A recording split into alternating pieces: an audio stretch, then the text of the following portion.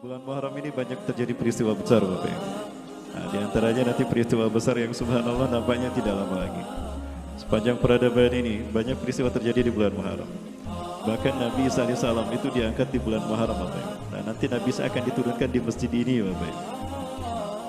Ya, Rasulullah SAW menyatakan bahwa Nabi Isa nanti diturunkan di saat umat Islam akan melaksanakan sholat subuh. Ya, waqad uqimatis shalah, dan sungguh qomat sudah dikumandangkan. Ya, wa imamukum minkum, dan imamnya dari kalangan kalian. Artinya bukan dari bukan Nabi Isa, ya, tapi imamnya dari kalangan kita. Siapa beliau? Keturunan Rasulullah SAW. Di dalam hadis dari Abu Sa'id Al-Khudri riwayat Imam Bukhari Muslim, Rasulullah bersabda, "Minna yusalli khalfahu Isa bin Maryam." Dari keturunanku akan ada laki-laki yang Isa bin Maryam salat di belakangnya. Subhanallah. Siapa dia? Baik, terima kasih Ustaz Azwi dan juga bawa acara kita. Bismillahirrahmanirrahim. A'udzubillahi minasyaitonir rajim. Bismillahirrahmanirrahim. Alhamdulillahilladzi hadana li hadza wa ma kunna linahtadiya laula an hadana Allah. Laqad ja'at rusulu rabbina bil haqq wa nudu an tilkumul jannatu urithumuha bima kuntum ta'malun. Asyhadu an la ilaha illallah wahdahu la syarika lah wa asyhadu anna Muhammadan abduhu wa rasuluhu la nabiyya ba'da. Allahumma shalli wa sallim ala habibina wa nabiyina Muhammad ibn Abdullah wa ala alihi wa ashabihi wa man walah. Qala Allah ta'ala fi kitabil karim wa biqawlihi yahtadil muhtadun. أعوذ بالله السميع العليم من الشيطان الرجيم من همزه ونفخه ونفثه يا أيها الذين آمنوا اتقوا الله حق تقاته ولا تموتن إلا وأنتم مسلمون أو كما قال تعالى في آية أخرى وتزودوا فإن خير الزاد التقوى واتقون يا أولي الألباب وقال تعالى في آية أخرى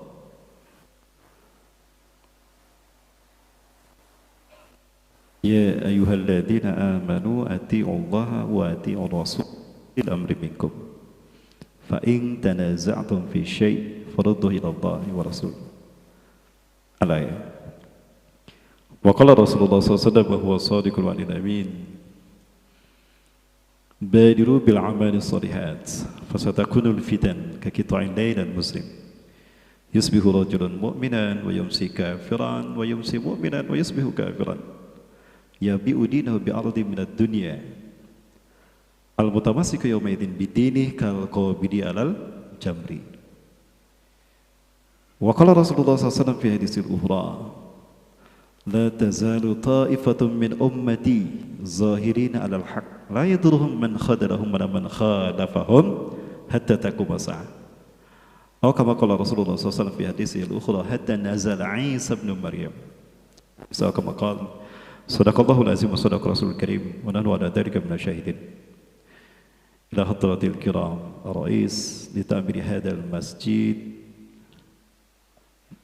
Masjid Jami' Lok Sumawe hafizakumullah wa ila al-asatid wal asatidah al-mustaqimina wal mustaqimat li sari hadzal din wa hadzal masjid Jami' fi mantiqah Lok Sumawe atau fi qaryati Lok Sumawe Aceh Utara wa ila az-zu'ama wal ulama wa ma'wadatuk wa ila al-hadirin wal hadirat al-mustaqimina wal mustaqimat li iqamatiddin fi wal hadar masjid. Uhaykum bi tahiyatil Islam. Assalamualaikum warahmatullahi wabarakatuh. Satu karunia dari Allah Subhanahu wa taala. Pagi hari ini Allah takdirkan saya bisa salat pertama kali di Masjid Jami' Lok Sumawe, Aceh Utara. 4 kali saya datang ke Aceh dan ini kali pertama saya baru ceramah di Masjid Jami' Lok Sumawe dan baru kali ini berhenti di Lok Sumawe.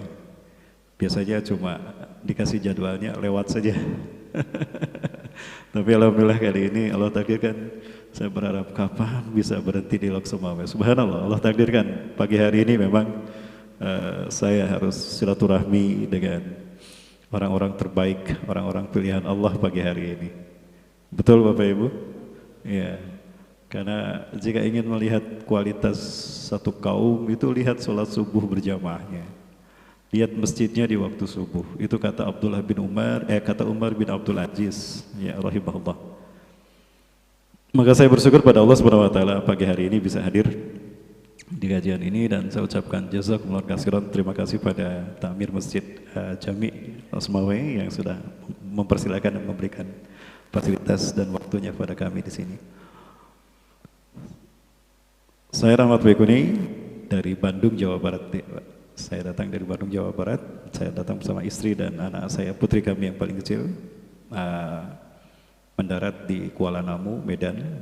Dari Medan kami bertemu dengan tim kami, Sahabat Atasan Peduli, satu NGO internasional yang konsen dalam bidang sosial kemanusiaan,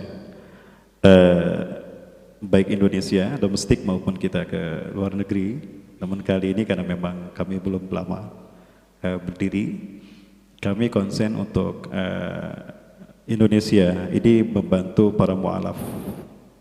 Dalam hal ini juga membantu para da'i yang mereka berdakwah di tanah-tanah yang memang subhanallah, di bumi-bumi yang sangat minoritas umat Islam di sana dan Islam minoritas di sana. Bahkan ketika dakwah pun para asatid kami berhadapan dengan parang, Pak, dengan pedang. Tidak sedikit dari dai-dai kami yang terluka karena berhadapan dengan mereka yang menentang Islam dari kalangan ateisme, kalangan dinamisme dengan membawa pedang. Subhanallah. Salah satunya tadi di Pulau Buru kita ada melaksanakan program Idul Kurban, ya, memotong hewan kurban di Pulau Buru. Kita kuatkan hati para mu'alaf ini agar mereka istiqomah dengan Islam yang telah mereka anut sebagai fitrah mereka. Dan alhamdulillah setiap kali ada berita satu desa masuk Islam, ya, setiap ada berita yang masuk Islam itu selalu satu desa semuanya. Karena dimulai dari kepala sukunya. Ketika kepala sukunya masuk Islam, maka rakyatnya, umatnya itu ikut masuk Islam juga. Subhanallah. Dan itulah yang terjadi, kabar gembira yang kami dapatkan. Maka kami coba kuatkan para ustadz di sana. Dengan perjalanan yang sangat susah tadi kita ke sana, memang kita coba bantu dengan biaya hidup mereka dan juga dengan Al-Quran, karena mereka butuh membaca Al-Quran, ya. Ada Iqra kita kirimkan, ada Quran kita kirimkan. Kemudian juga kita konsen juga untuk Palestina, Bapak sekalian. Kenapa harus Palestina? Palestina adalah bumi yang Allah perlihatkan kepada ibunda Nabi kita tercinta Rasulullah SAW, kepada ibundanya Siti Aminah ketika Rasulullah SAW akan dilahirkan. Beliau mengatakan, hinama akhrajtu Muhammadan min farji, kharajat min farji nur, tusawiru ilayya kaifa jimali biladis Syam. Ketika aku akan melahirkan putraku Muhammad, sebelum aku mengeluarkannya, keluar dulu cahaya dari kemaluanku, lalu cahaya itu memperlihatkan padaku bagaimana keindahan bumi Syam, Palestina. Kemudian Rasulullah SAW sendiri ketika beliau diutus banyak menyampaikan tentang keutamaan bumi Syam. Bahkan suatu saat Rasulullah SAW mengatakan, satakunu jundun fil Iraq, wa satakunu jundun fi Syam, wa satakunu jundun fi Yaman. Akan ada mobilisasi pasukan perang di Irak, di Syam dan di Yaman. Para sahabat bertanya, ya Rasulullah, idza wajadna dzalika bi ayyi jundin najtami? Ikhtar lana ya Rasulullah. Wahai Rasulullah SAW, jika kami bertemu dan mengalami peristiwa itu, ada mobilisasi pasukan perang di Irak, di Syam dan di Yaman, dengan pasukan mana kami harus bergabung? Tolong pilihkan untuk kami. Maka apa kata Rasulullah SAW? Fa'alaikum bisyam. Maka bergabunglah kalian dengan pasukan Syam. Ya. Fa'innal malaikata basitatun ajnihatiha 'alaiha. Karena para malaikat menaungkan sayapnya untuk bumi Syam, merahmati dan menaungi bumi Syam dengan rahmat Allah. Yang manakah bumi Syam? Bapak Ibu, kalau kita melihat peta dunia, Syam berada di tengah-tengah. Ya, Syam diambil dari nama putra Nabi Nuh alaihissalam. Nabi Nuh kita tahu adalah Nabi dan Rasulullah yang pertama. Beliau bukan Nabi yang pertama, tapi beliau Rasul yang pertama. Kenapa Nabi Nuh dikatakan Rasul yang pertama? Nabi Adam bukan Rasul, Nabi Idris bukan Rasul, ya Nabi Syith pun bukan Rasul. Kenapa mereka bukan Rasul? Karena di zaman Nabi Adam sampai Nabi Idris, manusia masih menyembah Allah, belum menyembah selain Allah. Semuanya umat manusia mesti bertauhid. Belum ada penyimpangan tauhid. Manusia menyimpang dari tauhid di zaman Nabi Nuh alaihissalam. Ya, di zaman Nabi Nuh ini saya peta peradaban saya coba singkatkan dari beberapa kitab yang kami baca. Pertama Al-Bidayah wa Nihayah karya Imam Al-Hafiz Ibnu Katsir rahimahullah, atau juga di dalam kitab Atas Tarikhil Anbiya wal Mursalin karya Syekh Sami bin Abdullah Al-Magluf hafizahullah, atau juga dalam kitab Qisasul Anbiya juga disusun oleh Al-Hafiz Imam Ibnu Katsir rahimahullah. Ya. Nah, Nabi Nuh diutus pada usia 480 tahun. Beliau dakwah 120 tahun, hanya sedikit yang beriman. Termasuk istrinya sendiri tidak beriman. Kan'an tidak beriman. Ada 5 putra laki-laki yang dimiliki oleh Nabi Nuh alaihissalam dari istri pertamanya ini. Yang pertama Abir. Abir mati, ya, meninggal sebelum terjadi banjir bah. Nah, saya tidak tahu apakah Abir ini termasuk yang beriman atau tidak bersama ibunya. Ibunya tidak beriman. Istri dari Nabi Nuh ini. Ya, istri yang pertama. Ya, Bapak di rumah punya berapa istri?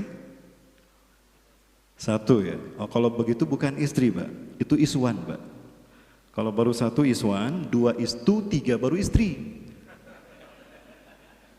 Betul, Pak? Oh, salah tanya saya. Betul, Bu? Oh iya, ada. Betul kata Ibu. Kalau baru 1 iswan, Bu. Kalau 2 istu, 3 baru istri, Bu ya. Betul, Bu? Jadi ini belum punya istri semua ini. Baru iswan. Sama saya juga, Pak. Saya bicara gini karena istri saya gak ikut. Nah, kemudian 120 tahun Nabi Nuh dakwah, hanya sedikit yang beriman. Padahal beliau dakwah siang malam, sembunyi-sembunyi terang-terangan, dicampur banyak. Hanya sedikit yang beriman. Di usia beliau 600 tahun lah terjadi banjir bah, kurang lebih di tahun 3650 sebelum Masehi. Banjir itu surut, hanya manusia yang selamat hanya yang ada di perahu Nabi Nuh alaihissalam. Maka kemudian di bulan Muharram inilah Nabi Nuh selamat mendarat di Bukit Juhdi atau Bukit Jud di Turki Utara. Nah, peradaban manusia dimulai kembali di muka bumi. Yang selamat di muka bumi ini cuma ada yang dalam perahu Nabi Nuh. Kanaan tidak beriman, maka tidak ada keturunan dari Kanaan. Yang tersisa dari putra Nabi Nuh hanya 3. Yang pertama Yafith. Yafith mengembara ke atas melahirkan Eropa sampai ke Georgia, Balkan, Rusia. Nah, Syam berikutnya turun sedikit dari Turki ke bawah, melahirkan Syam yang sekarang pecah menjadi 4 negara. Melalui perjanjian Sykes-Picot tahun 1916, Inggris, Prancis, kemudian Rusia ingin memecah belah Syam dibagi 3. Ini di momen kehancuran Khilafah Turki Utsmani. Namun Rusia mundur karena terjadi revolusi Bolshevik, sehingga yang maju hanya 2, Inggris dan Prancis. Dibagi 4 tuh, Syam. Palestina, Jordan diberikan pada Inggris, Suriah, Libanon diberikan pada Prancis. Sejak saat itulah bumi Syam berdarah-darah. Pembantaian terjadi pertama kali, yang mengerikan itu adalah di Sabra dan Shatila. 3 hari pembantaian terjadi, 3.600 umat Islam di Syam ini meregang nyawa. 1 hari berarti 1.200 manusia melayang. Umat Islam, itu umat Islam. Begitulah jahatnya Barat terhadap umat Islam. Disitulah terjadi pertama kali imperialisme dan kolonialisme di muka bumi, penjajahan di muka bumi. Yang dijajah umat Islam, penjajahnya mereka Barat. Karena mereka tidak mau dunia ini dipegang oleh umat Islam. Bapak Ibu, kita ingat, kita kuatkan ingatan kita camkan baik-baik bahwa umat Islam memimpin dunia 1315 tahun, 13 abad Bapak Ibu. Dimulai dari Rasulullah SAW 610 Masehi sampai Turki Utsmani 1924. Ya, 3 periode itu ada dalam pimpinan umat Islam dunia. Dunia dipegang oleh umat Islam. Mulai dari periode nubuah, periode khilafah ala minhaj nubuah, dan periode mulkan adhan. Ya. Periode nubuah dari Rasulullah selama 23 tahun, 610 Masehi sampai 633 Masehi. Periode khilafah ala minhaj nubuah yang kedua oleh Khulafaur Rasyidin Al-Mahdiin dari 633 sampai 661. Periode ketiga mulkan adhan dimulai dari dinasti Umayyah di Suriah sampai ke Turki Utsmani 1924, 1262 tahun. Jadi umat Islam memimpin dunia 1315 tahun lebih. Tidak ada pembantaian, tidak ada genocide, tidak ada perang dunia. Dunia aman sejahtera. 13 abad umat Islam memimpin dunia. Lalu Barat memimpin dunia setelah hancurnya Turki Utsmani. Ya, umat Islam dipecah belah seperti kue lapis dengan strategi divide et impera, dipecah belah lalu mereka kuasai. Ya, kita dibagi-bagi kepada negara Eropa. Ya, Mesir diberikan pada Inggris, Afrika Prancis, Aljazair Prancis, Pakistan Inggris, Malaysia Inggris, giliran Indonesia Belanda. Coba kita dijajah Inggris, pinter bahasa Inggris kita. Betul Pak? Betul Bu? Karena kita dijajah Belanda, bahasa Inggris kita Araringgis, bahasa Belanda kita Tiba Baradung. Ngerti Pak? Itu bahasa Bandung Pak. Maka nasib umat Islam sampai hari ini selalu menjadi objek kezoliman bangsa Barat. Tidak terkecuali hari ini. Semua umat Islam seluruh dunia. Bahkan kita ada pada fitnah sekarang. Fitnah yang terburuk dari 3 fitnah yang Rasulullah SAW sebutkan. Fitnah Ahlas, fitnah Tusara, dan fitnah Duhaima. Ya, di fitnah Duhaima inilah munculnya fitnah yang terburuk, yaitu fitnah Dajjal. Dajjal akan muncul nanti apabila dunia ini kering 3 tahun berturut-turut. Hadis dari Abi Umamah radhiyallahu an. Abi Umamah ini adalah pemimpin Ansar. Itu mengatakan, "Inna qabla khuruji Dajjal 3 sanawat syidad." Sesungguhnya sebelum kemunculan Dajjal ada 3 tahun tersulit bagi manusia hidup di muka bumi. Fiha jau'un syadid, manusia akan ditimpa kelaparan yang sangat luar biasa. Ya, sekarang masih hujan? Masih, bersyukur alhamdulillah. Dajjal berarti masih jauh. Ya, saya sangat bersyukur Bapak Ibu, karena banyak teman-teman kita yang belum nikah Bapak Ibu. Karena kalau Dajjal muncul saya yakin KUA tutup seluruh dunia. Betul Pak? Bu? Baik. Yang saya hormati dan saya muliakan karena Allah, Bapak pimpinan Badan Kemakmuran Masjid Jami Laksemawe, yang mana saya lupa Pak DKM yang menyambut kami. Terima kasih sudah mengizinkan kami dan menyambut kami Pak. Yang saya hormati juga para pengurus Badan Kemakmuran Masjid Jami, para ustadz, para asatid, ya asatidah yang dirahmati Allah, yang juga saya hormati dan saya muliakan karena Allah, MC kita, MC akhir zaman Pak. Kalau saya ustadz akhir bulan Bapak Ibu. Bukan ustadz akhir zaman. Sudah ganti profesi saya, dari ustadz akhir zaman jadi ustadz akhir bulan Bapak Ibu. Dan juga hadirin kaum muslimin rahimakumullah. Nah, waktu kita tidak banyak, ya kita hanya 1 jam maksimal ya Bapak Ibu sekalian rahmati Allah. Sampai jam 7 mungkin karena Bapak Ibu harus upacara ya. Betul. Kalau saya upacara di hotel aja Bu. Bapak Ibu yang rahmati Allah Subhanahu wa taala. Di bulan Muharram ini banyak terjadi peristiwa besar Bapak Ibu. Nah, di antaranya nanti peristiwa besar yang subhanallah nampaknya tidak lama lagi. Sepanjang peradaban ini banyak peristiwa terjadi di bulan Muharram. Bahkan Nabi Isa alaihissalam itu diangkat di bulan Muharram Bapak Ibu. Nah, nanti Nabi Isa akan diturunkan di masjid ini Bapak Ibu. Ya, Rasulullah SAW menyatakan bahwa Nabi Isa nanti diturunkan di saat umat Islam akan melaksanakan sholat subuh. Ya, wa qad uqimatis shalah, dan sungguh qomat sudah dikumandangkan.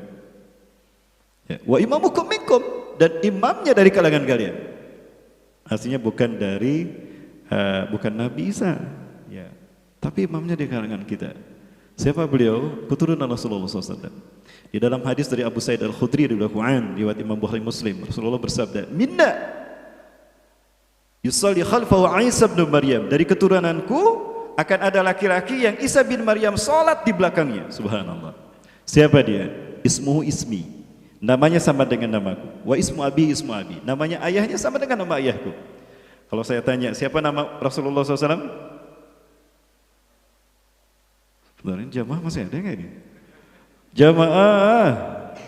Oi jamaah. Masih ada? Ada alhamdulillah. Siapa nama Rasulullah?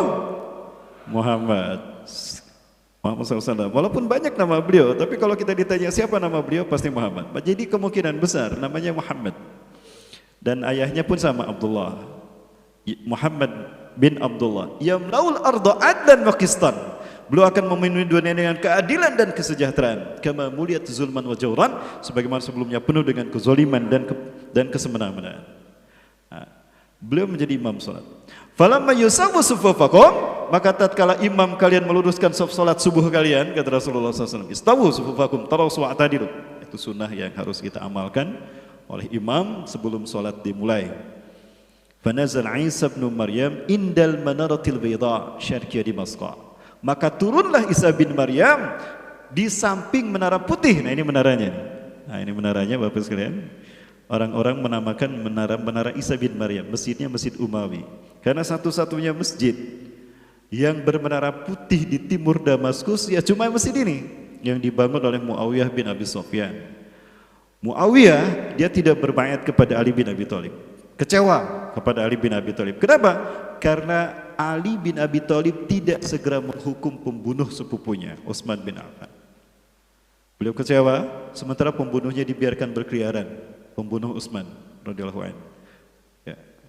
Kata Muawiyah, bunuh, ya hukum pembunuh sepupuku Utsman bin Affan. Aku baiat kepadamu Ali.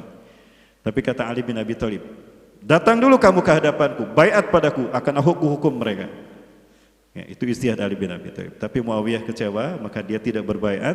Dia pergi ke Suriah, di Damaskus dia memproklamirkan berdirinya dinasti Umayyah. Dan di situ mulai terjadi distorsi kepemimpinan umat Islam dari sistem khilafah ala minhajin nubuwah kepada mulkan, adhan, kerajaan, dinasti. Baik Bapak Ibu yang dirahmati Allah Subhanahu wa taala, masjid yang dia bangun adalah Masjid Umawi yang tadi yang sederhana. Disitulah nanti turunnya Isa bin Maryam. Kapan beliau turun? Ya, disitulah pertemuan nanti Nabi Isa dengan Dajjal dan Imam Mahdi. Kapan Imam Mahdi muncul? Ciri-cirinya Ustaz? Ciri-cirinya banyak. Di antara ciri-ciri Imam Mahdi akan muncul, muni'an nasu bi ayyahujja ilal bait. Ya. Manusia terhalang dari melaksanakan ibadah haji dan umroh ke Baitullah. Membaca hadis ini pertama kali saya bingung, apa yang menghalangi manusia melaksanakan haji dan umroh?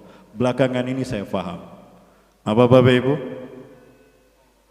Corona, pandemi COVID-19 sekarang sudah menghalangi manusia dari haji dan umroh. Aduh, berarti sebentar lagi Imam Mahdi keluar. Mudah-mudahan teman saya sempat menikah, amin. Amin. Abang sudah nikah Bang? Sudah, alhamdulillah. Mau nikah lagi Bang? Jangan dulu Bang, saya juga belum Bang. Baik Bapak Ibu yang dirahmati Allah Subhanahu wa taala. Ya, kembali ke bulan Muharram. Ya Bapak Ibu. Nanti di akhir kita bahas Bapak Ibu sekalian. Waktu kita masih ada? Masih ya, lanjut Bapak sekalian. Baik Bapak Ibu dirahmati Allah Subhanahu wa taala. Sekali lagi, ya Nabi Adam alaihissalam bertobat dan diterima taubatnya di bulan Muharram. Kurang lebih Nabi Adam alaihissalam diturunkan dari surga ke dunia itu di tahun 5872 sebelum Masehi. Jadi peradaban manusia di muka bumi ini belum genap 8000 tahun Bapak Ibu. Tapi Ustadz katanya ada manusia pertama Pithecanthropus erectus, Homo sapien, Mojokertensis, manusia kera. Saya bingung, ada fosil manusia kera. Apa Nabi Adam kera? Apakah ada manusia sebelum Nabi Adam? Tidak ada. Lalu apa itu dengan Pithecanthropus erectus? Ya fosilnya ada Ustadz, manusia kera. Bapak Ibu, lupakah kita di zaman Nabi Musa ada yang dikutuk menjadi kera kan? Betul? Mereka malu karena mereka dikutuk Allah menjadi kera. Maka mereka memencilkan diri. Mereka mengisolasi diri. Lalu Allah hukum mereka. Allah balikkan tanah yang di bawah menjadi di atas, yang di atas menjadi di bawah, lalu mereka terkubur sehingga yang di atas itu seolah-olah umur karbonnya jutaan tahun Bapak Ibu, karena karbon yang di atas, yang tadinya di bawah. Kalau memang manusia saat itu adalah manusia kera, Homo sapien, kenapa fosilnya tidak di Lok Semawai juga ada? Kenapa tidak di seluruh dunia? Kenapa hanya di tempat-tempat tertentu? Itu saya tidak yakin Bapak Ibu. Menciptakan kita dalam bentuk yang mulia, betul? Fi ahsani taqwim. Ya, apakah Nabi Adam manusia kera? Tidak. Saya tidak percaya dengan teori evolusi tadi. Mungkin cuma Darwin atau Lamarck saja yang lahir dari evolusi kera. Baik Bapak Ibu sekalian, dan Nabi Adam alaihissalam beliau bertobat setelah Allah Beliau diturunkan setelah memakan buah pohon kayu yang iblis menamakannya khuldi. Khuldi bukan nama dari Allah, nama dari iblis. Iblis ini nama aslinya Azazil. Selama ribuan tahun gak pernah maksiat kepada Allah sedikit pun. Ya, la ya'sullaha madama hayatim ala kufi alfi sana. Setiap 1000 tahun gak pernah maksiat tuh iblis. Oh, Allahu Akbar. Ya, taat kepada Allah. Dia menentang perintah Allah pertama kali adalah tidak mau sujud kepada Nabi Adam karena merasa lebih baik. Maka sejak saat itulah Azazil mendapatkan gelar iblis. Nah, dialah yang menamakan buah khuldi. Nabi Adam diturunkan Allah dari surga ke Hindustan. Siti Hawa diturunkan di Jazirah Arab yang kemudian diberi nama Jeddah, terpisah 100 tahun. Adapun Azazil, iblis, diturunkan Allah di Dastamaisan, di Irak, Basrah. Dalam ekor ular besar, bersayap, bertanduk, ya, bercakar dan bisa mengeluarkan api dan berbicara. Ular apa itu? Wah, ular naga. Dari situ sejarah naga ada. Pertama kali. Gonjang-ganjing dunia hanya gara-gara satu ekor naga. Indonesia 9 naganya. Keceletot saya, Pak. Mohon maaf, Pak. Nah, kemudian di bulan Muharram ini pula Nabi Nuh alaihissalam selamat dan kaumnya mendarat di Bukit Judi. Satu lagi putra Nabi Nuh, kalau tadi Yafish ke atas, Syam ke bawah, Ham ke bawah lagi. Kalau Ham lebih bawah lagi, melahirkan Mesir dan Afrika. Ya, melahirkan Mesir dan Afrika. Lah kita keturunan siapa? Ya, kita keturunan siapa, Pak, Bu? Ya, Homo sapien? Bukan. Campuran kayaknya antara keturunan Yafish, Syam dan Ham. Ya, karena kita Bhinneka Tunggal Ika, Bapak Ibu, ya. Nah, ada yang menceritakan, saya pernah menemukan satu riwayat. Namun riwayat ini Israiliyat, artinya datang dari Bani Israel, bahwa kita ini keturunan dari istri ketiga Nabi Ibrahim alaihissalam. Ya, Kuntura binti Yuktan al-Kan'aniyah, itulah yang menghancurkan bangsa Asia. Kuntura itu bahasa nama aslinya adalah Siti Kentura, datang dari Jawa. Oh, kalau begitu Ustadz, Islam sudah terkenal dari zaman Nabi Ibrahim berdasarkan teori itu. Ada juga teori lain, Islam datang ke Indonesia di zaman Nabi Musa alaihissalam diutus. Jauh bahkan sebelum Nabi Musa diutus, Indonesia sudah terkenal di dunia. Ya, sudah terkenal di dunia, betul? Di zaman siapa Bapak sekalian? Di zaman Nabi Musa sebelum diutus, Bapak Ibu. Fir'aun, semoga Allah melaknatnya, dia adalah orang pinter luar biasa, cerdas, berkuasa. Dia kalau sekarang mungkin profesor doktor, ya, profesor doktor, layak mendapatkan hadiah Nobel. Dialah orang yang berhasil memumikan jasad Fir'aun. Ini pintu gerbang Museum Fir'aun di Kairo, Bapak Ibu. Ini mohon maaf, waktu kita kunjungan ke sana, ini terakhir kemarin 2020 Bapak Ibu. Nah, ini pintu gerbang Museum Fir'aun. Ini ada Ustadz akhir zaman foto di pintu gerbang Museum Fir'aun. Ini Ustadz akhir zaman. Kalau saya Ustadz akhir bulan Bapak Ibu. Ya. Ini suasana di dalam Museum Fir'aun. Oh bukan, ini Sungai Nil ini, mohon maaf Bapak Ibu. Sebentar, oh ini suasana, nah ini suasana di dalam Museum Fir'aun. Ya, kita bisa silaturahmi ke Fir'aun Bapak Ibu. Yang mau silaturahmi ke Fir'aun boleh nanti ikut saya. Yang mudah-mudahan bisa diizinkan kita terbang kembali. Ya, tapi bukan untuk mendoakan kebaikan, untuk mendoakan keburukan baginya, laknat baginya, karena dia mengaku Tuhan. Nah ini suasana kita di dalam Museum Fir'aun. Suasana museumnya cukup luas Bapak Ibu. Nah, ini ruangan luarnya, ada beberapa sarkofagus dan juga beberapa jasad yang dibumikan oleh Ramses. Ya. Nah, di sini ada pintu masuk, disitulah sebelah sana terdapatnya jasad Fir'aun Ramses zaman Nabi Musa alaihissalam. Nah, itu ada tulisan dalam bahasa Arab. Kalau sarkofagus seperti ini berarti laki-laki. Kalau perempuan itu selalu berwarna hitam dan bertopeng. Di dalam museum ruangan si Ramses saja memang ada 2 perempuan yang dibumikan, itu pakai topeng, jadi wajahnya tidak diperlihatkan, Bapak Ibu. Nah, Bapak Ibu yang dirahmati Allah Subhanahu wa taala, di bulan Muharram inilah juga Allah Azza wa Jalla menyelamatkan Nabi Musa alaihissalam serta menenggelamkan Fir'aun dengan ratusan 200 ribu pasukannya, Bapak Ibu. Ya.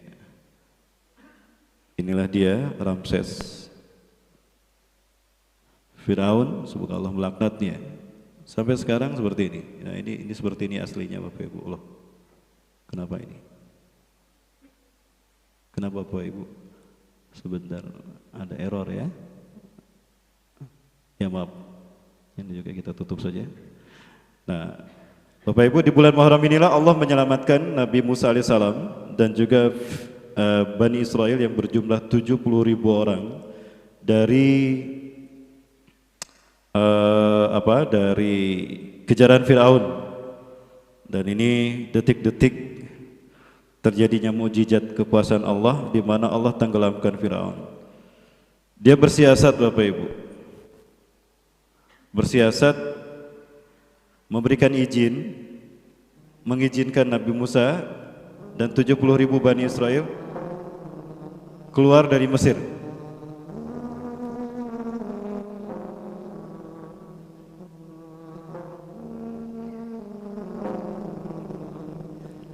Ada 70.000 Bani Israel yang mengikuti Nabi Musa alaihissalam keluar dari Mesir menuju ke negeri yang Allah janjikan, Palestina, bumi Syam. Dan selalu Allah munculkan ini Haman pendampingnya Firaun. Dulu dia berpihak kepada Nabi Musa, ya, lalu membelot kepada Fir'aun. Dan ini Ramses II, Firaun itu. Kalau sini diberitakan ganteng dia. Ternyata dia mengizinkan Bani Israel dan Nabi Musa keluar dari Mesir untuk diteh habis. Maka dia mengeluarkan 2 kali lipat jumlah pasukan lebih banyak daripada daripada umat Nabi Musa alaihissalam.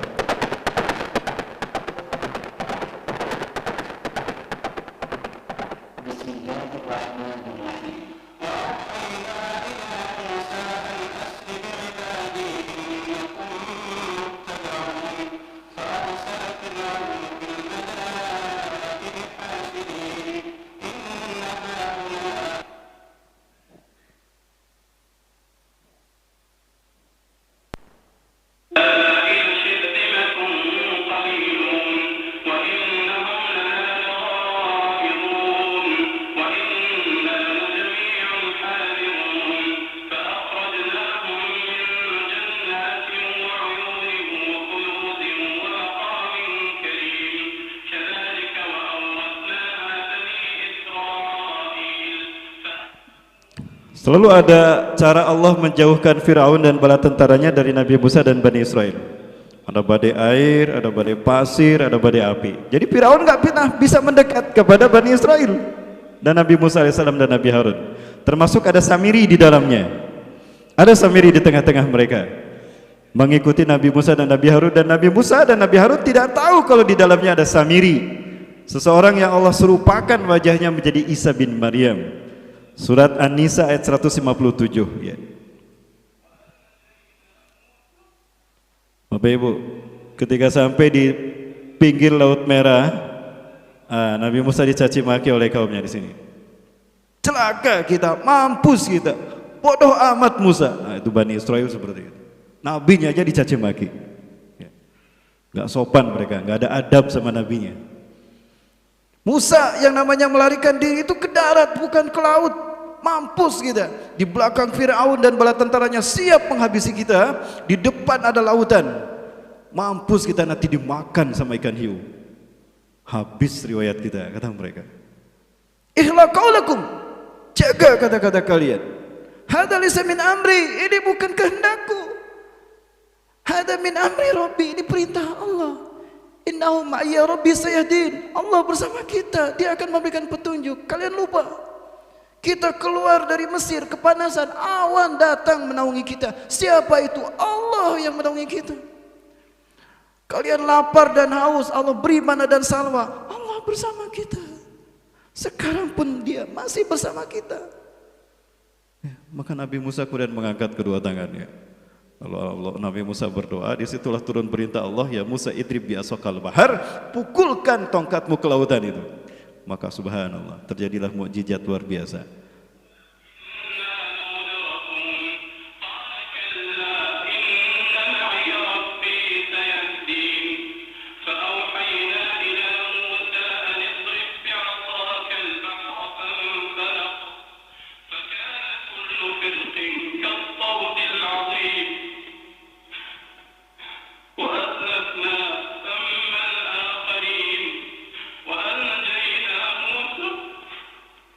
Jadi sengaja diarahkan ke tempat itu karena di sana ada jalan yang banyak lubangnya dan batu karangnya, sehingga Firaun nggak pernah bisa lari kenceng. Lari sedikit, kebrus masuk lubang. Lari sedikit tersangkut ke batu karang. Jadi selalu tidak pernah sampai. Sementara Bani Israel sudah sampai di ujung, selesai sampai mereka di Mesir, maksud saya di di Palestina. Maksudnya di Rafah ya, Padang Tih. Ya, sementara di Sinai maksud saya, sementara Firaun masih di tengah-tengah. Maka Allah tenggelamkanlah mereka.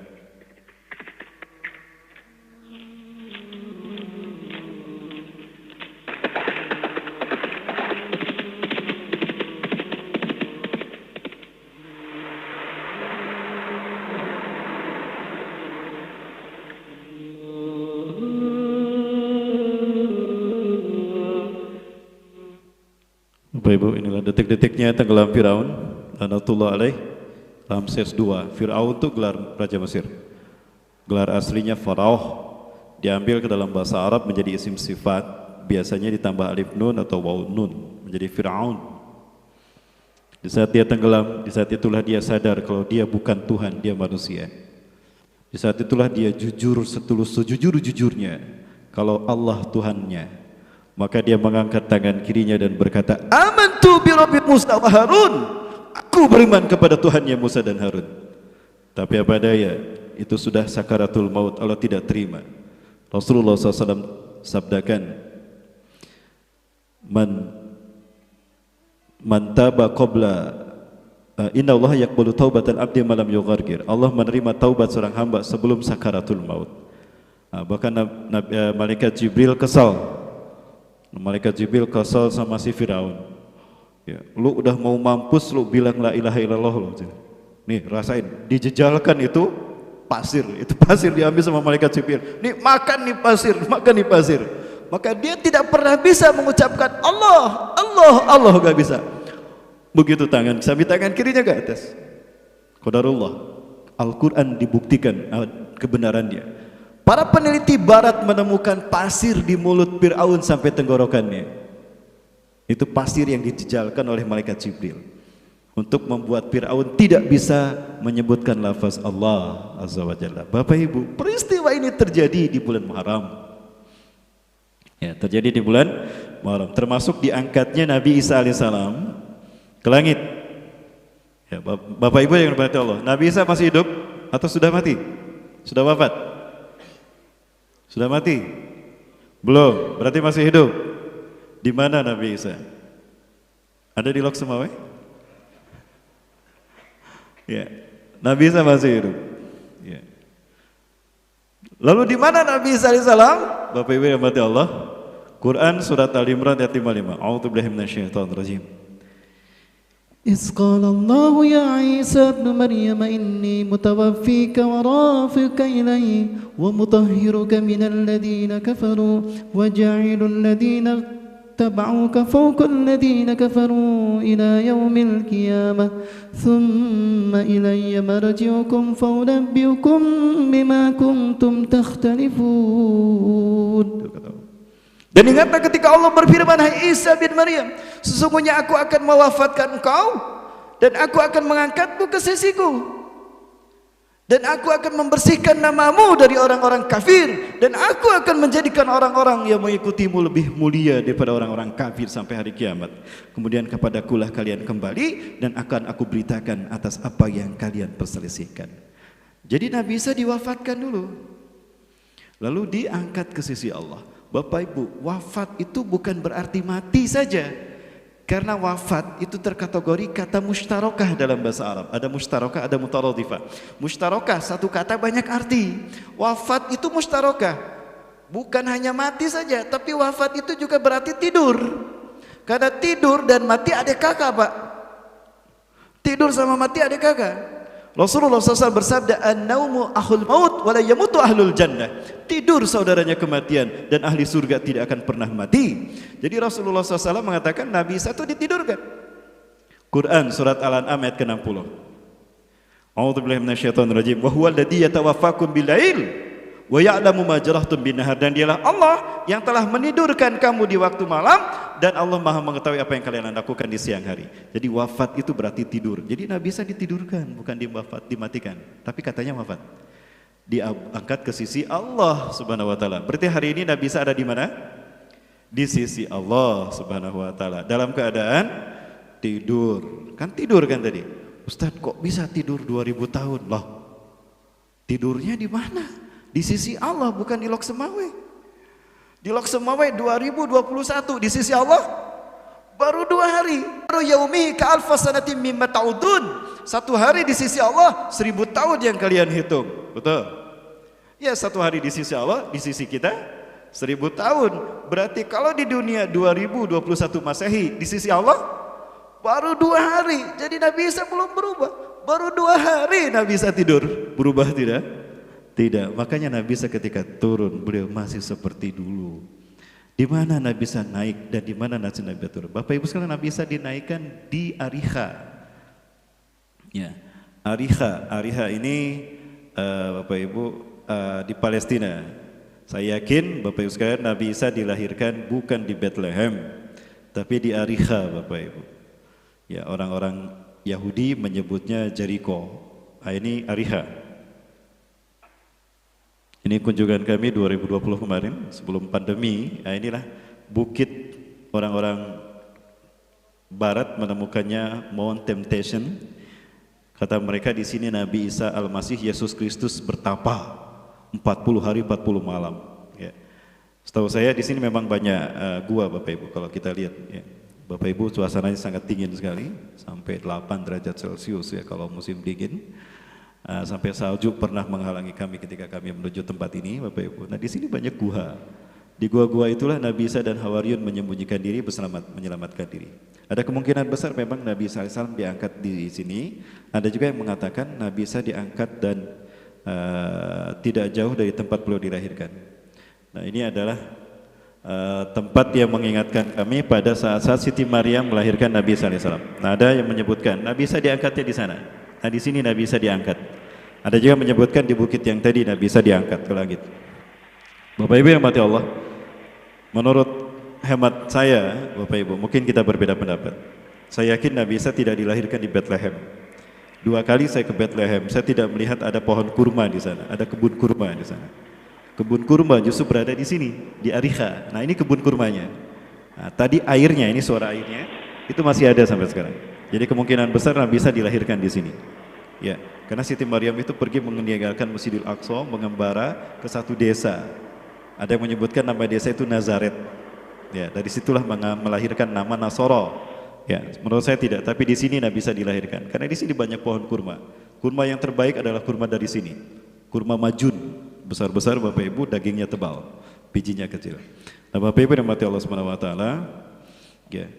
Di mana beliau nanti kemudian akan bersatu memimpin dunia di Palestina, Bapak Ibu, di Palestina. Lalu bagaimana nasib Palestina saat ini? Sangat menyedihkan sekali, Bapak Ibu. Beginilah nasib kiblat kita yang pertama, Bapak Ibu, Masjidil Aqsa. Masjidil Aqsa adalah kiblat kita yang pertama. Ketika salat wajib Allah wajibkan, Allah turunkan perintahnya pada kita, Rasulullah SAW salatnya menghadap ke sini. Ini kiblat kita yang pertama, Masjidil Aqsa. Yang disebut dengan Masjidil Aqsa adalah areal yang ada dalam area garis merah ini. Inilah Masjidil Aqsa, areal seluas 14,4 hektar Bapak Ibu. 144.000 meter persegi, 14,4 hektar.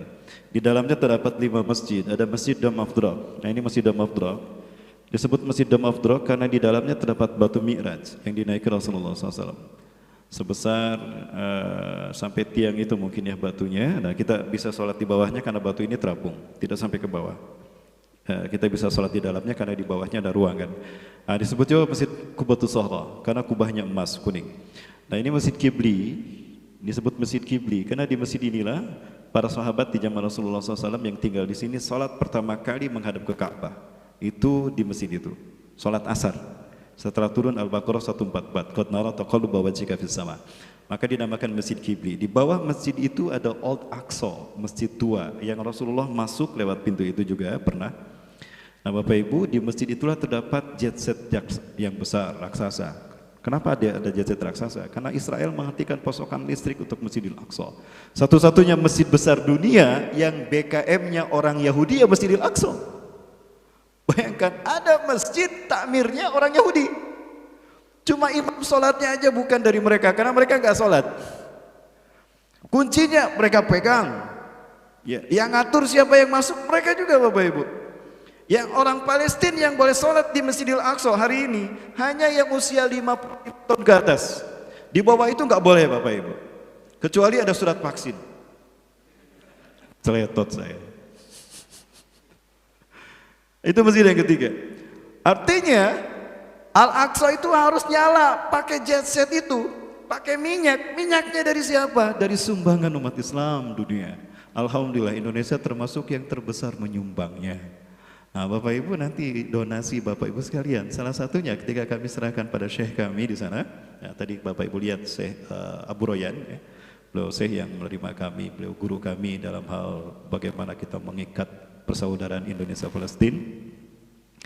Bapak Ibu itu nanti dipotong untuk membantu mereka dan menyalakan Masjidil Aqsa. Subhanallah, pahala yang kita dapatkan adalah pahala mereka yang sholat di sana. Kepada Siti Maimunah Rasulullah mengatakan, ya, ziarahilah Masjidil Aqsa, sholat di sana. Jika kalian tidak bisa, sedekahkan hartamu, hadiahkan hartamu untuk Al-Aqsa, maka sama dengan pahala sholat di sana. 1000 kali lebih baik daripada sholat kita di sini. Yang sholat di sana ribuan Bapak Ibu. Setiap hari kita lihat banyak orang yang datang dari sana. Dari Eropa pun ada, dari Inggris, dari Turki, dari Swiss, ya banyak yang sholat dari sana. Ya, dan alhamdulillah Indonesia tidak pernah absen sholat di Masjidil Aqsa, dan Indonesia paling banyak. Bapak Ibu yang Subhanahu wa taala, saya menolak melupakan sejarah Bapak Ibu. Ya, ketika Indonesia akan merdeka, jangan lupa Bapak Ibu, ada 2 orang Palestina yang sangat berjasa. Palestina sangat berjasa terhadap kemerdekaan NKRI. Mereka begitu besar cintanya kepada NKRI. Ya, sangat besar sekali. Ini ada 2 hamba Allah yang berjasa besar terhadap kemerdekaan NKRI. Bukankah bangsa yang besar adalah bangsa yang tidak pernah melupakan sejarahnya? Betul? Ya. Saya menolak melupakan sejarah yang hampir dibungkam dari anak bangsa ini. Ada 2 orang Palestina, mereka orang mulia, Allah muliakan mereka. Salah satunya adalah keturunan Rasulullah SAW, Sayyid Muhammad Amin Al-Husaini. Beliau keturunan Rasulullah SAW. Beliau imam Masjidil Aqsa. Beliau orang yang mengingatkan Eropa, mengingatkan dunia, Indonesia sudah merdeka, Indonesia wajib merdeka tahun 1944. Beliau mengingatkan masyarakat Timur Tengah dan Palestina khususnya, bantulah dengan harta kalian kemerdekaan Indonesia. Maka orang Palestina mereka mengeluarkan hartanya untuk membantu kemerdekaan kita. Bapak Ibu, yang kedua di samping beliau adalah Syekh Muhammad Ali At-Tahir. Syekh Muhammad Ali Tahir ini, beliau orang terkaya Palestina. Beliau kosongkan uangnya di bank, beliau ambil, beliau berikan kepada Indonesia untuk membantu membiayai kemerdekaan NKRI.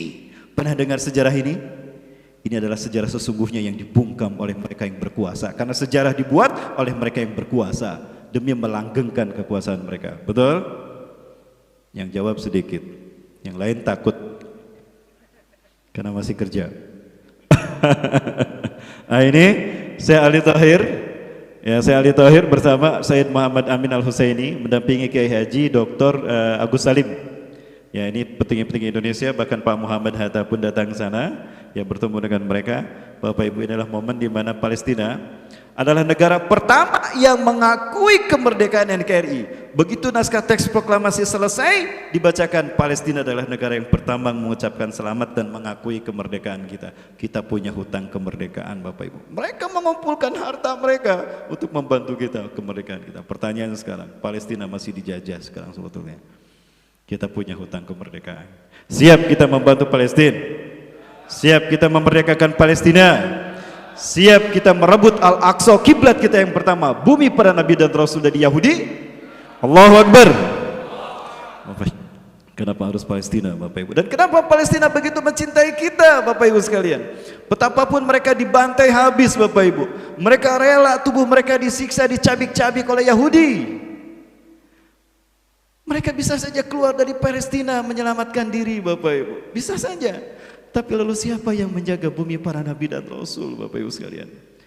Ya, mereka menunggu kehadiran kita. Kenapa? Karena mereka yakin yang akan memerdekakan mereka diantaranya adalah Indonesia, Bapak Ibu. Saya menolak lupa, Bapak Ibu sekalian. Ada hadis yang membuat kami bangga menjadi Muslim Indonesia. Saya katakan hadis ini tidak mengatakan Indonesia, tidak. Bapak Ibu, kita lihat hadisnya. Ini saya temukan dalam Sahih Muslim sanad Syekh An-Nawawi, ya, rahimahullah. Anna Thauban, bahwa Thauban hadasahu cerita, annahu sami'a Rasulullah SAW yaqul, Thauban mendengar Rasulullah bersabda, inna rabbi zawaliyal ard, sesungguhnya Allah melipatkan bumi ini untukku, bumi yang tadinya bulat dibikin datar, hatta ra'aitu masyariqaha wa maghriba, sehingga aku melihat kekayaannya terbentang dari timur hingga ke barat dunia. Wa atani al-kanzain, dan Allah memberikan padaku dua pusaka, al-ahmar wal abyad, pusaka merah dan pusaka putih. Rasulullah SAW menyebutkan merah putih dalam hadis ini.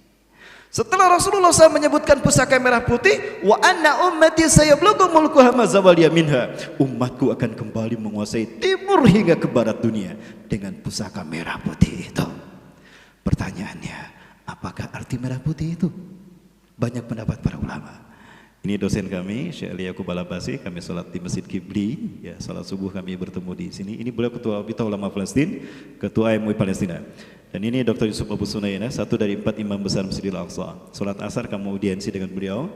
Dan ini Dr. Yusuf Abu Sunaina, beliau mengimami kami sholat tarawih di Jogokarian 2016. Bapak Ibu yang mati Allah SWT, pada mereka kami tanyakan, ma ra'ayukum ya Syekh? Ahunaka mu'alaqah baina hadal hadis bi biladina Indonesia. Apakah ada kaitan antara hadis ini dengan kami Indonesia? Bendera kami yang merah putih. Mereka sedikit berbeda, tapi intinya sama. Jelas sekali beliau mengatakan pada kami, ala kulli biladin alladina yaqbaluna al-islam madinahum, antum ya Indonesia lamma yahtarkumullah li zadi hadaddin qabla sa'ah. Dari semua negara yang menerima Islam sebagai agamanya, tinggal kalian Indonesia. Beliau juga menyebutkan Nusantara yang belum Allah pilih memimpin kebangkitan Islam.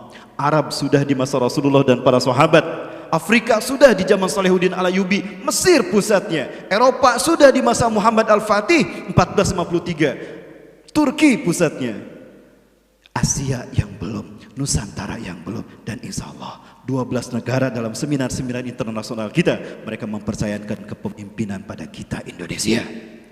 Lalu kenapa kita konsen pada penghafal Quran? Karena merekalah yang memberikan kabar gembira kepada kami. Di saat kami berada di Al-Quds, Bapak Ibu, kami mendengar ada 5 penghafal Quran muda, ada 14 tahun, 13 tahun, 16 tahun. Mereka tidak bertemu sebelumnya. Tapi di malam yang sama, di bulan Ramadan 1435 Hijriah, mereka bertemu mimpi bertemu Rasulullah SAW. Di dalam mimpinya Rasulullah SAW bersabda, ya ahla Syam, ya ahlal Goza, innal ladina sayuharirkum min sulmil yahud wa yu'aduna al-Quds ala rihabikum ikhwatukumul muslimun al-Indonesia. Wahai penduduk Syam, wahai penduduk Gaza, sesungguhnya bangsa yang akan membebaskan kamu dari kezaliman Yahudi dan akan mengembalikan Al-Quds ke tangan kita adalah saudara kalian Indonesia. Allahu Akbar.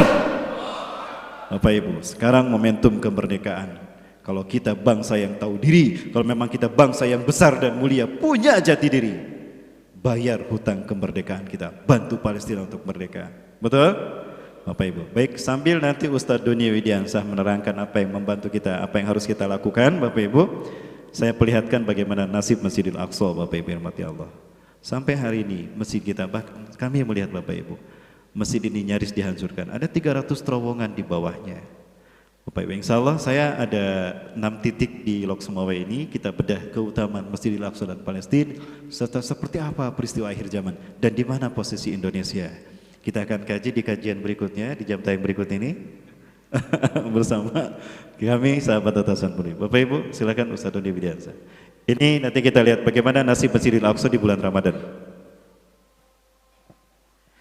Baik, kita ucapkan terima kasih banyak pada Ustaz Ahmad Baikuni, Masya Allah telah menyampaikan tausiah luar biasa kepada kita.